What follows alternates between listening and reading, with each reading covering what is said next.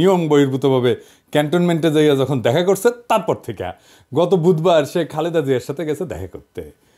আমি যে প্রথম থেকে বলে আসতেছি যে এই ওয়াকার এটা ইন্ডিয়ান মাল, যখন বলেছি সিসির মতো একটা প্রো ইন্ডিয়ান সরকার বসাইতে চায় তখন সবাই আরে রে রে করে উঠছিল, এমন ভাব সবাই তখন ওয়াকার লীগ হয়ে উঠছিল, নতুন জাতির পিতা হয়ে উঠছিল ওয়াকার। এখন বুঝেছেন তো উঠতে কি কই বান্ধা আছে, যারা তখন শিক্ষর মারিছিলেন আপনারা জবাব দিবেন ইন্ডিয়ান ফরেন সেক্রেটারির সাথে কিসের ইটিস পিটিস, তার জবাব আছে নাই। ইন্ডিয়ান ফরেন সেক্রেটারি যে পানি পড়া দিছে তার ভিত্তিতে এখন বাংলাদেশের রাজনীতির ইস্যুগুলো শেপ নিবে, আমি কয়ে রাখলাম লিখে রাখেন। এরই একটা অ্যাসাইনমেন্ট হইতে পারে খালেদা জিয়ার সাথে দেখা করা, ওনারা কিছু বোঝানোর চেষ্টা করা। কি কি পানি পড়া দিছে ইন্ডিয়ান ফরেন সেক্রেটারি ওয়াকাররে, আসেন সেটা একটু বুঝে দেখি। কি দিছে এটা বলা মুশকিল, এটা ওয়াকার আর পররাষ্ট্র সচিব বিক্রম মিশ্র জানে, তবে আমরা অনুমান করতে পারি। এক নাম্বার, নতুন কোনো রাজনৈতিক শক্তি যেন উত্থিত না হয়, কারণ সেই নতুন রাজনৈতিক শক্তি হবে ইন্ডিয়া বিরোধী। 2 নাম্বার, আওয়ামী লীগকে যেন রাজনীতি করতে দেওয়া হয়। 3 নাম্বার, জামাতকে যেন কোনো স্পেস না দেওয়া হয়। 4 নাম্বার, এইসব কিছুর জন্য যেন 72-এর সংবিধান সমুন্নত থাকে। 5 নাম্বার, নির্বাচন যেন দ্রুত হয়। নির্বাচন দ্রুত না হইলে বিএনপির খবর আছে ধানের শিশার কেউ চিনবে না, চিনবে নাকি টেম্পু স্ট্যান্ড। যাই হোক, এমনিতে বিএনপি আমার উপরে বিলা, আরো বিলা হোক সেটা চাই না। তাইলে যা যা ঘটতেছে রাজনৈতিক মহলে সেই সব এই লাইন বরাবর না। এবার বুঝেছেন তো কাটটিকি কই বান্দা, ইন্ডিয়া মারিচ্ছে উটি থেকে আর লাশ পড়িচ্ছে ইটি। ওয়াগার সাহেব ক্যাঙ্কা জাতির ত্রাণ করতে, এবার বুঝেছেন তো, বুঝছাও। এইবার আসেন সংবিধান নিয়ে আলাপ করি। 72-এর সংবিধানের মধ্যে কি পাইছে বিএনপি, এটা রাখাই লাগবি। একটা রিল দেখেছিলাম ফেসবুকে, দেখি গুটাইতে গুটাইতে যে মায়ের কাছে এক পোলা এক মাইয়া নিয়ে আসছে, তো কইছে যে এটা আমার বউ, তো মা কইছে কি আছে এর মধ্যে, তো পোলা কয় ওর মধ্যে তো নাতি আছে। দেখেন। ও মা, মা, হ্যাঁ বলছি আমি বিয়ে করেছি, এইটা তোমার বৌমা। এই মেয়ে হবে আমার বাড়ির বউ? কি আছে এই মেয়ের মধ্যে? ওর মধ্যে তোমার নাতি আছে। ইনকা ওই 72-এর সংবিধানের মধ্যে কি আছে দেখি, কোন ভালোবাসায় বিএনপি কি ঢুকাইছে এর মধ্যে, হাঙ্গারে দেখা দরকার, তাই না? আসেন দেখি। বিএনপি 72-এর সংবিধান থাকুক এটা তো চায়, তাই না? তো মির্জা আব্বাস কইছে যে ওনার নাকি কষ্ট লাগে এই সংবিধানকে যখন বাদ দেওয়া লাগে। শহীদের রক্তের দিয়ে লেখা যে সংবিধান, সেই সংবিধানকে যখন কবর দেওয়ার কথা বলা হয় তখন কিন্তু আমাদের কষ্ট লাগে। তো মানেটা কি আব্বাস ভাই?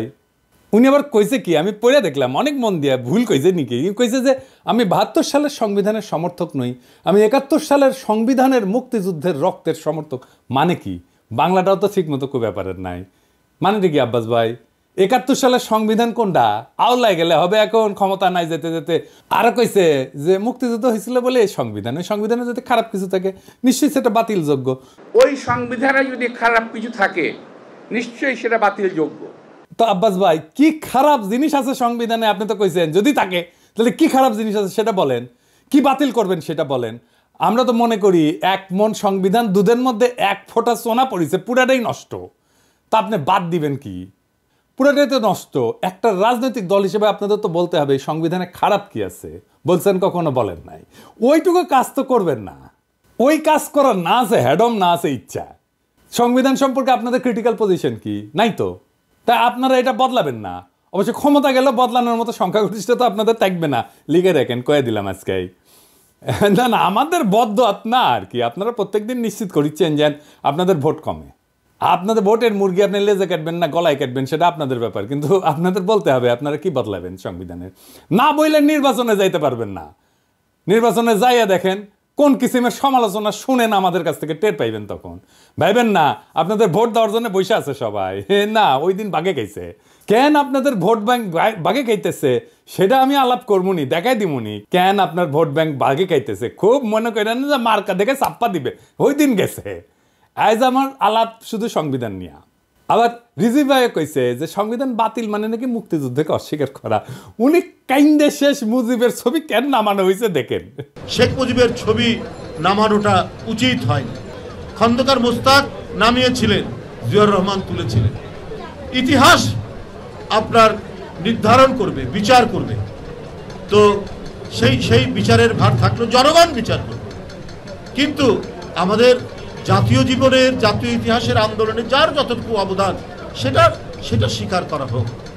আমরা আওয়ামী লীগের মতো সংকীর্ণ নই, আমরা ছোট মনের প্রচার দেব না। এই জন্যই বলছি শেখ মুজিবের ছবি নামানোটা উচিত হয়নি। তো বাঘের পিছে যেমন ফেউ থাকে না, তেমনি বাংলাদেশের সরকারি দলের পিছে একটা গৃহপালিত বিরোধী দল থাকে।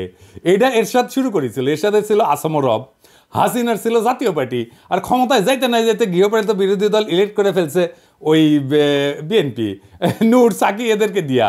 এদের নমিনেশন আগেই কনফার্ম করেছে। দেখেন, নিজের দলের নমিনেশনের খবর নাই, ওই জোট সঙ্গীর নমিনেশন কনফার্ম করেছে 6 নেতার। হ্যাঁ, তো এই গৃহপালিত বিরোধী দলের এক নেতা নূর অলরেডি আওয়াজ দিতেছে তারা 72-এর সংবিধান বাতিল চায় না। বাকিরাও কবে, একটু ওয়েট করেন, এই 6 ক্যান্ডিডেটের জামানত বাজেয়াপ্ত হওয়ার চান্স আছে কলে। আমি কয়ে দিলাম, এখনই কয়ে দিলাম, বুঝছাও।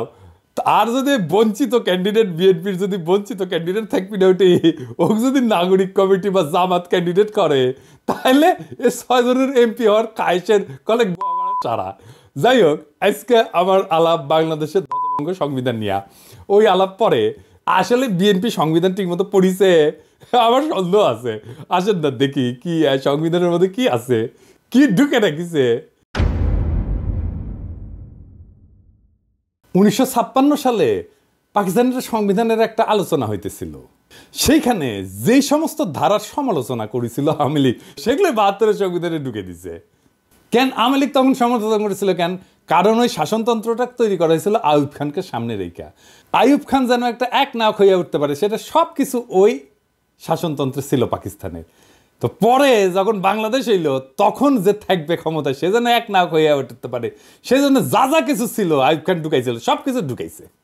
পাকিস্তানের ওই শাসনতন্ত্রে যে যে ক্ষমতা দেওয়া হয়েছিল না আইয়ুব খানকে, বাংলাদেশের এই 72-এর সংবিধানে প্রধানমন্ত্রীকে সে একই রকম ক্ষমতা দেওয়া হয়েছে। আপনি তো জানেন যে এমপি ইলেকশন হয়ে আসে 300টা সিট থেকে, কিন্তু এই এমপি কি কেন স্বাধীনভাবে কোনো আলাপ করতে পারে, সিদ্ধান্ত নিতে পারে, মতামত দিতে পারে না? দলের ডিসিশনের বাইরে গেলে সদস্যপদ বাতিল হয়ে যায়। মানে হাসিনা যেটা চাইবে, বা সংসদের নেতা যেটা চাইবে, বা ভবিষ্যৎ দলের নেতা যেটা চাইবে, সেখানে এমপিদের ভোট দিতে হবে।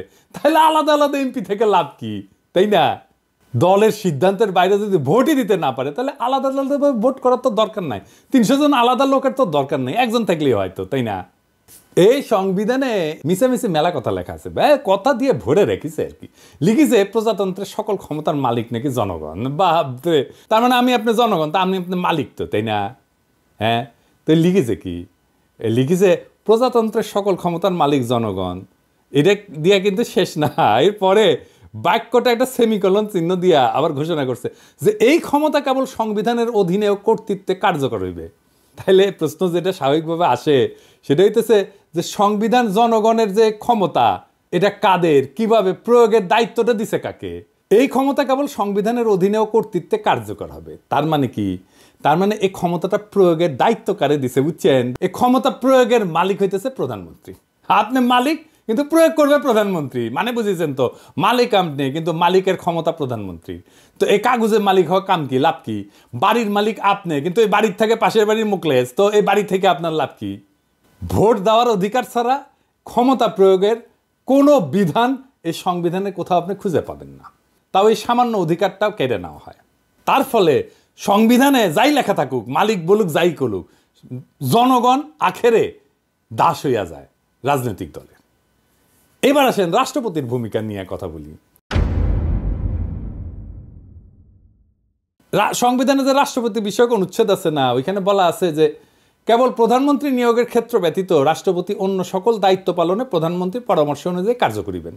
তবে শর্ত থাকে যে প্রধানমন্ত্রী রাষ্ট্রপতিকে আদৌ কোনো পরামর্শ দান করিয়াছেন কিনা, এবং করিয়া থাকলে কি পরামর্শ দান করিয়াছেন, কোনো আদালত সেই সম্পর্কে কোনো প্রশ্নের তদন্ত করিতে পারিবে না। অর্থাৎ সংবিধান রাষ্ট্রপতিকে যে সব ক্ষমতা দিছে বলে মনে করা হইতেছে, তার কোনোটাই আসলে তার নাই, বুয়া। সবই প্রধানমন্ত্রী পরামর্শ অনুযায়ী প্রয়োগ করতে বাধ্য। তা প্রধানমন্ত্রী পরামর্শ ছাড়া যদি প্রয়োগ করতে না পারে, তাহলে রাষ্ট্রপতি থেকে লাভ কি কর বলেন তো? বিচারপতি, নির্বাচন কমিশনের নিয়োগ, সকল সাংবিধানিক পদের নিয়োগ দান, দণ্ডপ্রাপ্ত আসামির দণ্ড মওকুফ, কোনো কিছুই প্রধানমন্ত্রী পরামর্শ ব্যতীত করার ক্ষমতা সংবিধান রাষ্ট্রপতিকে দেয়নি। আবার সংবিধান পড়লে মনে হতে পারে যে রাষ্ট্রপতি প্রতিরক্ষা বাহিনীর সর্বাধিনায়ক, সে বিচারপতি নিয়োগ করে, অ্যাটর্নি জেনারেল নিয়োগ করে, নির্বাচন কমিশন মহাহিসাব নিরীক্ষক নিয়োগ করে। কিন্তু আগের অনুচ্ছেদটা যদি দেখেন না, তাইলে এই সমস্ত ক্ষমতা আসলে দেখা যাচ্ছে যে দৃশ্যত রাষ্ট্রপতির, কিন্তু প্রকৃতপক্ষে এটা প্রধানমন্ত্রীর আন্ডারে। রাষ্ট্রপতি প্রধানমন্ত্রীর আন্ডারে চাকরি করা এক বালচুন, যার নিজের কোনো ক্ষমতা নাই, চাঁদের মতো আর কি, নিজের কোনো আলো নাই। প্রধানমন্ত্রী সূর্যের আলোতে সে আলোকিত। তো সংবিধান অনুসারে বলছে যে রাষ্ট্রপতির আছে প্রধানমন্ত্রী নিয়োগের ক্ষমতা, কিন্তু এবার বলাও আছে যে সংসদের সংখ্যাগরিষ্ঠ সদস্যের আস্থাভাজন বলে রাষ্ট্রপতির নিয়োগ প্রতীয়মান হইতে হবে। তার মানে রাষ্ট্রপতি তাকেই প্রধানমন্ত্রী নিয়োগ করবে যে সংসদের সংখ্যাগরিষ্ঠ। তার মানে তার রাষ্ট্রপতির তো আসলে কোনো ক্ষমতা নাই। প্রকৃত অর্থে প্রধানমন্ত্রী নিয়োগের ক্ষমতাও তার না, এটা হলো সংখ্যাগরিষ্ঠ সংসদ সদস্যের ক্ষমতা। তারপরে প্রধানমন্ত্রী তো প্রজাতন্ত্রের নির্বাহী ক্ষমতার অধিকারী করছেই, মন্ত্রী নিয়োগ করা, বরখাস্তের এখতিয়ার সংবিধানে প্রধানমন্ত্রীকেই দিছে। বাংলাদেশের সংবিধানে প্রধানমন্ত্রীকে যে ক্ষমতা দেওয়া হয়েছে, প্রাচীনকালের সম্রাটদেরও এই ক্ষমতা ছিল না। আচ্ছা, এবার আসেন, পৃথিবীর সব দেশে ইমপিচ করা যায় রাষ্ট্রপ্রধানকে, তাই না? সংবিধান অনুসারে প্রধানমন্ত্রীকে কি ইমপিচ করা যায়? প্রধানমন্ত্রীর বিরুদ্ধে যদি কোনো অভিযোগ ওঠে, তাহলে তদন্ত করবে কে? এটাও কি রাষ্ট্রপতিকে প্রধানমন্ত্রীর সাথে পরামর্শ করে করতে হবে? প্রধান বিচারপতির বিরুদ্ধে যদি কোনো অভিযোগ ওঠে, তাহলে সেটা তদন্ত করার অধিকারী বা কে? কেমন করে করবে? প্রধানমন্ত্রী রাষ্ট্রীয় পররাষ্ট্র বিষয়ে রাষ্ট্রপতিকে অবহিত করবেন, ঠিক আছে, কিন্তু অবহিত হয়ে থাকা কি যথেষ্ট? যদি প্রধানমন্ত্রী কোনো রাষ্ট্রীয় কর্মকাণ্ড বা পররাষ্ট্র সম্পর্ক নির্ণয়, রাষ্ট্রীয় নিরাপত্তা, দেশের স্বাধীনতা, সার্বভৌমত্ব কিংবা বাংলাদেশের সংবিধানের সঙ্গে অসঙ্গতিপূর্ণ হয়, তাহলে তার বিচারটা করবে কে? এই বিচারের সুযোগ আমাদের সংবিধানে নাই। এইভাবেই সংবিধান প্রধানমন্ত্রীর স্বেচ্ছাচারিতার সুযোগ করে দেওয়া হয়েছে। এই সংবিধানের মধ্যে লুকায় আছে ফ্যাসিবাদের বীজ, এই সংবিধানের মধ্যে লুকায় আছে স্বৈরাচারের বীজ। ওই যে বলছি না, এর মধ্যে কি আছে? এইটাই আছে, ওইটাই বিএনপির পছন্দ। ও বিএনপি ওই আর একটা স্বৈরাচার হয়ে উঠতে চায়। এই যে আভ্যন্তরীণ রাজনীতি, অর্থনীতি, আইন শৃঙ্খলা পরিস্থিতিতে বিশৃঙ্খলা, অরাজকতা, এমনকি দেশদ্রোহিতা করছে যে হাসিনা, এর জন্য হাসিনাকে দায়ী, দোষী সাব্যস্ত করা, বিচার করার সাংবিধানিক সুযোগ সংবিধানে নাই। বুঝছাও? বিশ্বের সবচেয়ে ক্ষমতাধর ব্যক্তিকে, মার্কিন প্রেসিডেন্ট তো, তাই না, তারই ইমপিচ করা যায়। আর আমাদের সংবিধান এমন যে প্রধানমন্ত্রীকে ইমপিচ করা তো দূরে থাক, সাংবিধানিকভাবে তার কাছে জবাবদিহিতা চাওয়ার এবং আদায় করার কোনো সুযোগ নাই, ব্যবস্থাও নাই। এই জন্যই এই সংবিধান, ৭২-এর সংবিধান এত পছন্দ বিএনপির। বুঝছাও? এইবার আসেন দেখি যে রাষ্ট্র তার ঘোষিত নীতির উল্টা নীতিও এই সংবিধানের বলে বাস্তবায়ন করতে পারে। কেমনে? আসেন দেখি। সংবিধানে রাষ্ট্র পরিচালনার মূলনীতি লেখা আছে। তো একটা মূলনীতির তো একটা অংশ রাজনৈতিক, আমরা জানি, এবং একটা অংশ অর্থনৈতিক। রাষ্ট্র যে রাজনৈতিক এবং অর্থনৈতিক লক্ষ্য নির্ধারণ করছে, তার বাস্তবায়ন আদালতের এখতিয়ারের বাইরে রাখা হয়েছে। এই নিয়ে যদি কোনো প্রশ্ন নাও তোলা হয়, আর যদি রাষ্ট্র যদি তার ঘোষিত নীতির বিপরীতে কোনো নীতি বাস্তবায়ন করতে যায়, তাহলে সেটা আদালতে যায় বন্ধ করা যাবে না। যেমন ধরেন, আমাদের রাষ্ট্রীয় মূলনীতিতে স্বাস্থ্যকে, চিকিৎসাকে একটা মৌলিক অধিকার হিসেবে বর্ণনা করা হয়েছে। এখন আপনি যদি চিকিৎসা না পান, চিকিৎসা দিতে যদি না পারে, আপনি কি আদালতে যে মামলা করে দিতে পারবেন রাষ্ট্রের বিরুদ্ধে, সরকারের বিরুদ্ধে? পারবেন না। তো তাইলে মৌলিক অধিকার থেকে লাভ কি? এই সংসদকে 2/3 ভোটে সংবিধানের সব কিছু পরিবর্তন, স্থগিত, এটার ক্ষমতা দেওয়া হয়েছে। যেটা এমনকি মূলনীতি হইলেও, সংবিধানের মূলনীতি হইলেও, রাষ্ট্রীয় মূলনীতি হইলেও, সেটা মৌলিক অধিকার হইলেও, এমন যে কোনো কিছুই সে স্থগিত করে দিতে পারে, নষ্ট করে দিতে পারে। রাষ্ট্রের মূলনীতি বাস্তবে প্রয়োগ না করে সম্পূর্ণ বিপরীত পথে চললেও তা কোনোভাবে সংবিধানের লঙ্ঘন হবে না, যদি 2/3 ভোট আপনি পান। এবং এই রাহাজানি বন্ধ করার কোনো সাংবিধানিক ব্যবস্থা এই সংবিধানে নাই। 2/3 ভোট নিয়ে বাংলাদেশের নাম যদি গান্ডুল্যান্ড করে দেওয়া হয়, তাও সই, সেটাও সংবিধান সম্মত। আর এই সংবিধানে হাত দিতে হলে বিএনপি ব্যথা পায়। তো সংবিধান যদি জনগণের অভিপ্রায় প্রকাশ হয়, তার স্বাধীনতা রক্ষার সনদ হয়, তাহলে জনগণের ঊর্ধ্বে তো কারো অবস্থান হইতে পারে না। কিন্তু এমপিরা জনগণের ঊর্ধ্বে হয়ে যায় যদি তার 2/3 সংখ্যাগরিষ্ঠতা থাকে। সুতরাং জনগণ তার জাতীয় বা রাষ্ট্রীয় অভিপ্রায় হিসেবে যা ঠিক করবে, সেটা সংশোধনের এখতিয়ার কোনোভাবেই এই এমপিদের কাছে থাকতে পারে না। কিন্তু এই সংবিধানে আছে। জনগণের অনুমোদন ছাড়া সংবিধান সংশোধন হইতে পারে না, কিন্তু এই সংবিধানে করা যায়। আমেরিকার কথা ধরেন, সংবিধান সংশোধনের এখতিয়ার তো সিনেটের হাতে থাকে না। কেন থাকে না?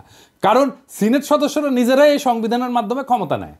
সুতরাং তারা নিজেরা যদি সংবিধান সংশোধন করতে যায় তাহলে নিজেদের ক্ষমতা এবং কর্তৃত্বের যে উৎস তাকেই অস্বীকার করা হয়, এমনকি নিজেদেরকেও অস্বীকার করা হয়। সুতরাং সাধারণ সিনেটের কাছে সংবিধান সংশোধনের এখতিয়ার থাকতে পারে না। সংবিধান সংশোধন করতে হলে আবশ্যিকভাবে নতুন করে জনগণের অনুমোদন নিতে হবে, গণভোট নিতে হবে।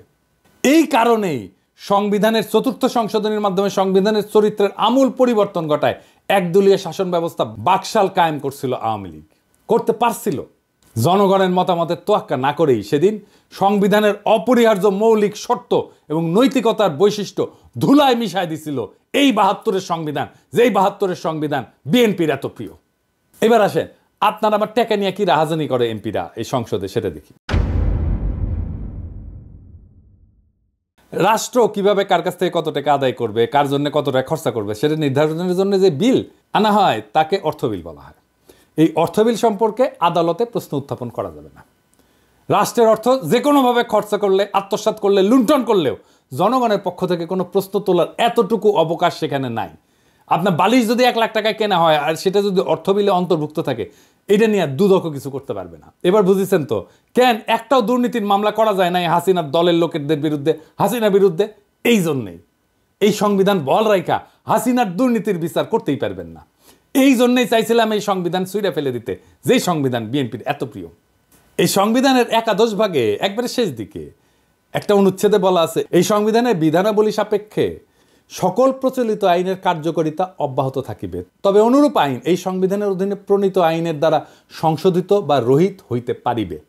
এর মানে হইতেছে পাকিস্তান আমলে যে সমস্ত আইন বিধি বিধান জারি ছিল তা ছিল ব্রিটিশদের পরিত্যক্ত, তাই দুইবার স্বাধীনতার পরেও দাড়ি কমা সমেত বাংলাদেশে জারি করা হইল সেই সমস্ত আইন। সংবিধানে যেখানে মৌলিক অধিকারসমূহের বিবরণ দেওয়া হয়েছে সেই অধিকারসমূহে আইন অনুযায়ী বা আইনের বিধান সাপেক্ষে বা জনস্বার্থে প্রচলিত আইনের বিধিনিষেধ সাপেক্ষে ইত্যাদি শব্দ ব্যবহার করে পঙ্গু করে দেওয়া হয়েছে।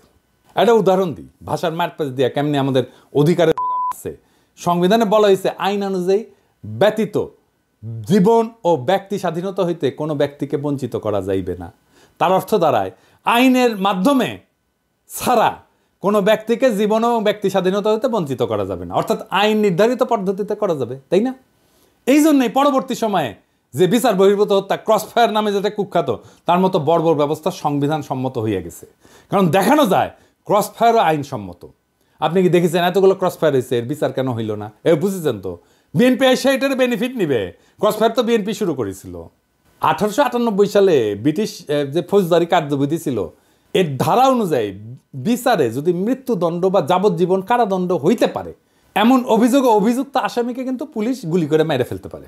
এমন একটা ঘটনা ঘটলে একটা প্রশাসনিক তদন্তে গুলি ছোড়ার ঘটনাটাকে আত্মরক্ষামূলক বলে মনে করলেই হত্যাকাণ্ডটা আইনসম্মত হয়ে যায়। এইভাবে সমস্ত ক্রসফায়ার আইনসম্মত হয়ে গেছে। এই জন্য পুলিশ বা র্যাবের গুলিতে নিহত প্রত্যেককে সন্ত্রাসী, খুনের মামলার আসামি হইতে হয়, বুঝছেন? এটা শাস্তি তো মৃত্যুদণ্ড। সেই জন্য এরা যদি মাইরা ফেলে তাইলে এইটা আইনসম্মত। এইবার আসেন বিএনপি নিজে কিভাবে নিজের সেটা দেখি। বিএনপি তো বলে যে আমাদের জাতিসত্তা বাংলাদেশি, তাই না? বিএনপি আর আওয়ামী লীগের মধ্যে তো তফাৎ হচ্ছে, আওয়ামী লীগ মনে করে আমাদের জাতিসত্তা বাঙালি আর বিএনপি মনে করে আমরা বাংলাদেশি। তো এই সংবিধানে কি লেখা আছে? লেখা আছে বাংলাদেশের নাগরিকগণ বাঙালি বলিয়া পরিচিত হইবেন। তো এই বাক্য দিয়া সংবিধানে বাঙালি ছাড়া অন্যান্য জাতির অস্তিত্বকে অস্বীকার করা হইল। তো এতগুলো জাতিসত্তা আছে, আমাদের ক্ষুদ্র নৃগোষ্ঠী আছে, কেউ তাহলে বাংলাদেশের নাগরিক না। রাষ্ট্র পরিচালনার অন্যতম মূলনীতি অংশে বলা আছে যে ভাষাগত এবং সংস্কৃতিগত একক সত্তা বিশিষ্ট যে বাঙালি জাতি ঐক্যবদ্ধ এবং সংকল্পবদ্ধ সংগ্রাম করিয়া জাতীয় মুক্তিযুদ্ধের মাধ্যমে বাংলাদেশের স্বাধীনতা ও সার্বভৌমত্ব অর্জন করিয়াছেন, সেই বাঙালি জাতির ঐক্য এবং সংহতি হবে বাঙালি জাতীয়তাবাদের ভিত্তি। এইটা বিএনপি রাখতে চায়, বুঝছাও? ওই পরেই নি আসলে সংবিধান। এর মধ্যে বাংলাদেশের সংখ্যালঘু জাতি সরকার প্রশ্নটাই অনুপস্থিত। শুধু অনুপস্থিত না, বরং বাঙালি অহমিকা এবং উগ্রতাকে সাংবিধানিকভাবে প্রতিষ্ঠিত করা হয়েছে এবং তাদের অস্তিত্বকে অস্বীকার করা হয়েছে এবং নাগরিক অধিকারটুকু হরণ করে নেওয়ার ব্যবস্থা করা হয়েছে, যারা ভাষায় বাঙালি না, এমনকি সংস্কৃতিগতভাবে বাঙালি না। সংবিধান অনুযায়ী তারা বাংলাদেশের নাগরিকই থাকে না। তাহলে বিএনপির বাংলাদেশে জাতীয়তাবাদ কই? এবার আসেন আর একটা বিষয়, ভারতকে হাসিনা যা দিছে সেটি কি আর কেন আমরা সেটা জানতে পারি না? হাসিনা গর্বভরে বলেছিল না যে ভারতকে যা দিছি তা তারা সারা জীবন মনে রাখবে? তো ইন্ডিয়ার সাথে কি কি চুক্তি হয়েছে জানেন না। এমনকি অন্তর্বর্তীকালীন সরকারও তা জানায় নাই। কেন জানায় নাই? কারণ রাষ্ট্রীয় কোনো চুক্তি হোক, তা জাতীয় আন্তর্জাতিক তা সম্পাদনের পূর্বে বা পরে জনগণের কোনো মতামত গ্রহণের জন্য কোনোভাবেই জনগণের কাছে বা তার প্রতিনিধির কাছে উপস্থাপনের কোনো ব্যবস্থা রাখেনি। মানে এটা সংসদে আলাপ না করেও চুক্তি করতে পারে। তার মানে এই 72-এর সংবিধান অনুযায়ী অন্য যে কোনো রাষ্ট্রের সাথে যে কোনো চুক্তি, ট্রানজিট হোক, করিডোর হোক, যা কিছু হোক, বন্দর দিয়ে দেওয়া হোক, চুক্তির আগে বা পরে দেশবাসীর সঙ্গে আলোচনার সাংবিধানিক কোনো বাধ্যবাধকতা নেই। সমস্ত আন্তর্জাতিক চুক্তি সম্পাদিত হয় জনগণকে অন্ধকারে রেখে। এমনকি সংসদেও সেই চুক্তি নিয়ে আলোচনার কোনো বাধ্যবাধকতা সরকারের নাই। আবার দেখেন, যে নির্বাচনী এলাকা থেকে সংসদ সদস্যরা নির্বাচিত হয়, সেই নির্বাচকরা যদি সেই এলাকার লোকেরা মনে করে যে তাকে আর তার প্রতিনিধি রাখবে না, তাহলে ওই জনগণের হাত পা বাঁধা, কিছুই করার নাই। মানে টার্ম শেষ হওয়ার আগে পর্যন্ত কিছু করতে পারে না। অর্থাৎ প্রতিনিধি প্রত্যাহার করার কোনো সুযোগ সংবিধানে নাই। সারা দুনিয়ায় সভ্য দেশে এই সুযোগ আছে। এলাকার লোকেরা তার এমপিকে রিকল করতে পারে, মানে প্রত্যাহার করে নিতে পারে, এমনকি তার টার্ম শেষ হওয়ার আগেই। আর বাংলাদেশে একবার নির্বাচিত হলে কেল্লাফতে। দুনিয়ার সব দেশ এমপিকে রিকল করতে পারে, তার এলাকার লোকেরা, বাংলাদেশে পারে না। সংবিধান আসলে রচনা হয় কীভাবে? সেভাবে কি আমাদের সংবিধান রচনা হয়েছে? সংবিধান তৈরি করে গণপরিষদ। শুধু সংবিধান তৈরি তাদের কাজ। জনগণ ভোট দিয়া গণপরিষদ তৈরি করে, তারা সংবিধান তৈরি করে চলে যায়। সেই সংবিধানের অধীনে নির্বাচন হয়, নতুন সংসদ তৈরি হয়। কেন এই নিয়ম? কারণ আমি যে আইনে চলবো সেই আইন তো আমি নিজে তৈরি করতে পারি না। তাইলে তো আমার সুবিধা মতো আমি আইন বানাবো, তাই না? আমাদের সংবিধান তৈরি হয়েছে এমপিদের দিয়া। তারাই সংবিধান বানাইছে। তাদের সংবিধান বানানোর জন্য নির্বাচন করা হয়নি, কিন্তু তাদের এই সংবিধান বানানোর ম্যান্ডেটই ছিল না। তারা সংবিধান বানানোর পরে নিজেরাই কন্টিনিউ করছে এমপি হিসাবে, মানে নিজে যে আইন বানাইছে সেই আইন অনুযায়ী সে চলছে। মৌলানা ভাসানী কিন্তু বলছিল যে এই সংবিধানের খসড়া জনগণের কাছে প্রকাশ করার আগে সেটা দিল্লি পাঠানো হয়েছে। 72 সালে জুন মাসে নাকি, তখন আইনমন্ত্রী ছিল কামাল হোসেন, সে সংবিধানের খসড়া বগল দাবা করিয়া বিলাতে যাওয়ার নাম করে দিল্লিতে নাকি গেছিল। আচ্ছা ধরেন বানাইলো সংবিধান, মেলা ভালো সংবিধান বানাইছে, ধরে নিলাম, ধরেন হ্যাঁ তাই সই। তো 73 সালে 22 সেপ্টেম্বর তারিখে 9 মাস গেছে মাত্র। তারপরে সংবিধানের 33 নম্বর অনুচ্ছেদ সংশোধনীর জন্য দ্বিতীয় সংশোধনী বিল পাশ হইল এবং জরুরি আইন সংবিধানে সংযোজিত হইল। এটাও কিন্তু ভারতীয় সংবিধানের 22 নম্বর অনুচ্ছেদের কপি, বুঝছাও? ভারতীয় সংবিধানে আটকাদেশ মেয়াদ 3 থেকে 6 মাস। এনে বাংলাদেশের সংবিধানে আটকাদেশের মেয়াদ কিন্তু অনির্দিষ্টকাল পর্যন্ত, বুঝছাও? তো কি বালের সংবিধান বানাইছিলেন যে 1 বছর না যাইতে কাটাছেড়া করতে হয়? সেই সংবিধান বিএনপি প্রিয়। তাই সংবিধানে তাইলে কি মধু আছে? কি আছে সংবিধানের মধ্যে? এই সংবিধানে আছে ফ্যাসিবাদের বীজ, এই সংবিধানে আছে স্বৈরাচারের বীজ। এই সংবিধান ইন্ডিয়ার ব্রেন চাইল, এইটারই রক্ষা করতে চায় বিএনপি। ইন্ডিয়া আওয়ামী লীগের গোয়া মারিছে আর বিএনপি গোয়া মারবি। আর সানন্দে বিএনপি পাইতে দিচ্ছে। কি পাইতে দিচ্ছে জিজ্ঞেস করেন না। বাংলাদেশের জনগণ এটা মানবে না। এই সংবিধানের অধীনে নির্বাচন হবে না। প্রফেসর ইউনূসের সরকারের ম্যান্ডেট নাই, বিএনপি বলে। তাইলে সংবিধান প্রণয়নের জন্য সংবিধান সভার নির্বাচন হোক। ম্যান্ডেট নিয়ে তারা জনগণের জন্য সংবিধান লিখুক। ওয়েট করেন আপনারা। নির্বাচন করতে চান, আসেন এই গণপরিষদের নির্বাচন করেন। সংবিধান লেখার নির্বাচন সেটা তো করবেন না। দেশের মালিক আপনারাই না, আমরাও দেশের মালিক। শুধু রাজনৈতিক দলের কথা শুনি না দেশ চালাবে অন্তর্বর্তীকালীন সরকার, এটা কোথায় লেখা আছে?